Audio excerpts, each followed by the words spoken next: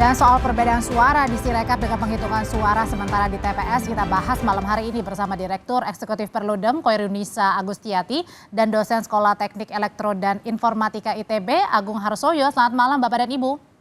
Selamat malam Mbak Audrey. Oke, saya mau ke Pak Agung dulu. Pak Agung, ini kan KPU bekerja sama dengan ITB. Nah, kemudian apakah ITB ini sudah menemukan sebenarnya kesalahannya di mana dalam error, kemudian juga tadi salah masuk, ini sebenarnya sistem atau murni karena human error, Pak Agung? Jadi ini kebetulan saya memang dosen di ITB, tapi bukan saya ini, saya dulu disclaimer secara ini ya. Jadi kaitan dengan itu memang kemungkinan error itu ada di beberapa tempat karena seperti kita ketahui kita kan menggunakan dua teknologi yang sesungguhnya sudah cukup mature ya. Jadi ada ICR, ada OMR ya. Jadi itu cukup sensitif terhadap sudut dan putaran, kira-kira begitu ya. Jadi ada kemungkinan Mbak Audrey, ketika KPPS itu memfoto misalnya ya, itu tidak tegak lurus misalnya ya, miring dan terputar, kira-kira begitu. Ini nanti sangat teknis. Sedemikian rupa sehingga itu akan kemungkinan terjadi error. Kira-kira seperti itu. Kemudian memang kalau berarti secara kesalahan teknis, manusianya itu bisa dibilang kalau kayak gitu, eh, Agung. dalam hal ini itu kan penginputan ya. Oke. Jadi memang teknologi itu punya satu keterbatasan tertentu. Kalau ini tadi kan disebutnya kan kaitan dengan apa ya, invarian dari putaran ya, kira-kira gitu. Jadi kalau dia terputar maka ada kemungkinan salah membaca. Itu satu.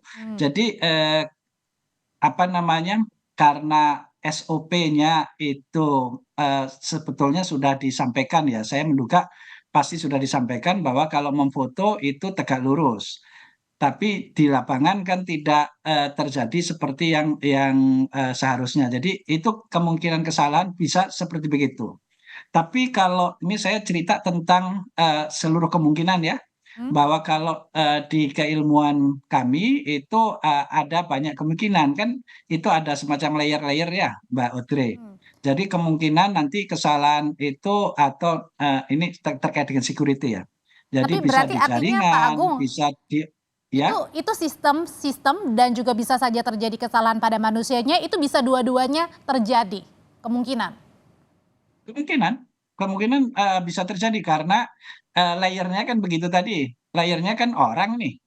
Orang menginputkan tidak langsung datanya. Jadi Oke. kan kalau datanya kan angka tadi ya yang disebutkan beberapa kali. Angkanya kan tidak diinputkan langsung, tetapi kita melakukan pemotretan Baik. terhadap C1 plano ya.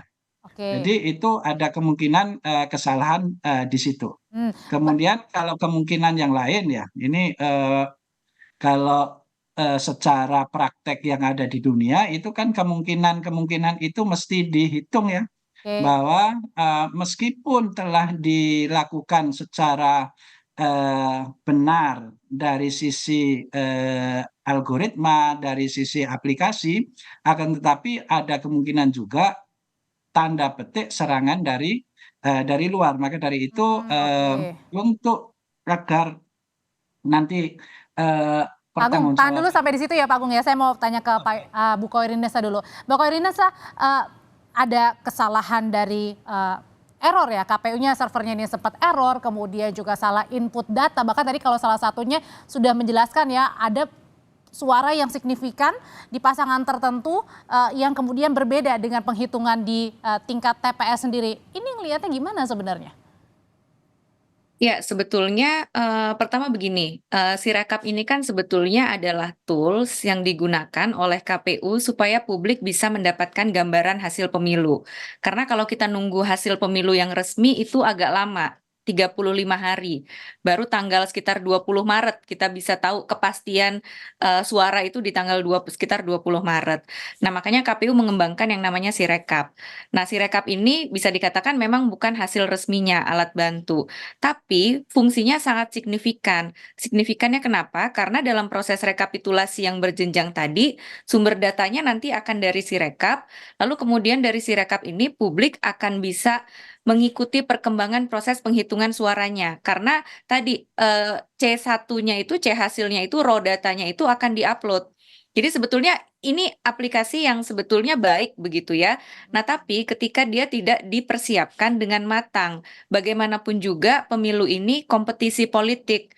Dan pasti tadi dinamikanya gitu ya, dinamikanya pasti luar biasa. Satu suara itu pasti sangat diperebutkan gitu ya. Sehingga kalau aplikasi atau sistemnya ini yang walaupun dia alat bantu gitu ya, tidak bisa membaca dengan benar foto gitu ya, foto C hasil di TPS tidak bisa dibaca dengan benar, kemudian ada pasangan calon yang suaranya bertambah, Ya, kan jadi sensitif begitu betul, ya. Nah, betul. sekarang kemudian pertanyaannya, bagaimana KPU mempersiapkan ini? Waktunya cukup nggak?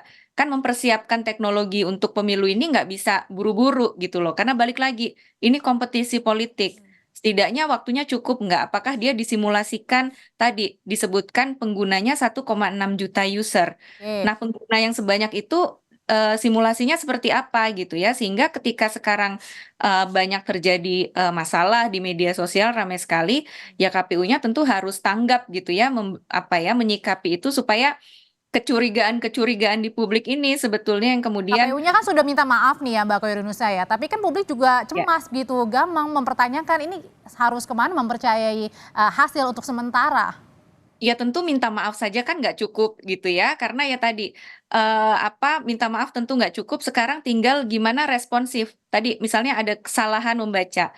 KPU saya nggak paham teknisnya gitu ya dengan Pak Agung, tapi tentu ini kan bisa diperbaiki dengan cepat gitu ya, karena dengan Sirekap lah publik bisa mengontrol, mengawasi, Oke. ngikutin proses penghitungan suara yang sekarang sedang berjalan. Kalau ini nggak ada, Sirekapnya nggak ada, kita gelap nih sebagai publik menunggu sampai tanggal 20 Maret ini makin makin ini lagi nih kasak kusuknya gitu Cemas-cemas ya ya, kecurigaan. was-was ya. Betul, betul. Oke, kalau gitu dari Pak Agung sendiri ngelihatnya dari yang bermasalah setidaknya di pemilu 2024 ini Sirekap sebaiknya harus tetap digunakan, diperbaiki atau nanti harus ada yang sistem baru nih?